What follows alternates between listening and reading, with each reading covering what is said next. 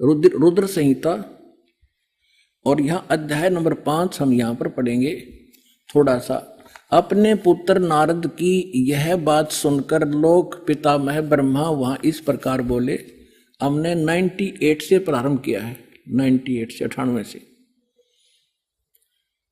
अब हम 99 पर पढ़ लेंगे, 99 पर। ब्रह्मा जी ने, नारद जी ने ब्रह्मा जी से पूछा था। ब्रह्मा जी कहने लगे, ब्रह्मा जी ने कहा, ब्रह्मन देव शिरोमणे, तुम सदा समस्त जगत के उपकार में लगे रहते हो। तुमने लोगों के हित की कामना से बहुत उत्तम बात पूछी है। जिस समय समस्त चराचर जगत नष्ट हो गया था, सर्वत्र केवल अंधकार ही अंधकार था, न सूर्य दिखाई देता था न चंद्रमा, अन्य ग्रहों का भी और नक्षत्रों का भी पता नहीं था।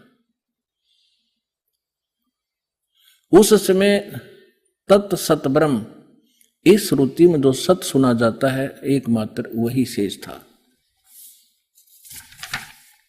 अब हम 100 पृष्ठ पर आगे अपने काम की बात पढ़ेंगे।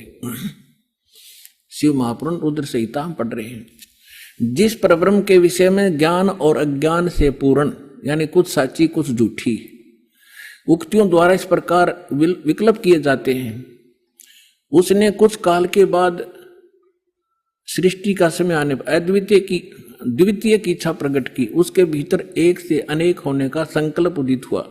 तब उस निराकार परमात्मा ने अपनी लीला शक्ति से अपने लिए मूर्ति यानी आकार की कल्पना की। वो क्या बना? मूर्ति रहित परम ब्रह्म, जो मूर्ति रहित परम ब्रह्म है उसकी मूर्ति ये भगवान सदाशिव हैं। अर्वाचीन और प्राचीन विद्वान इन्हीं को ईश्वर कहते हैं। अपने आत्माओं, ये कौन है?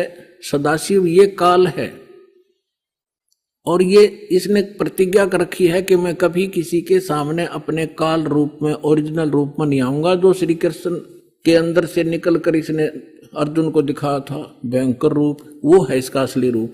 तो ये क्या करता है? अपने पुत्र किसी को ब्रह्मा के रूप में दर्शन देता है, किसी को शिव के रूप में, किसी को विष्णु के रूप में।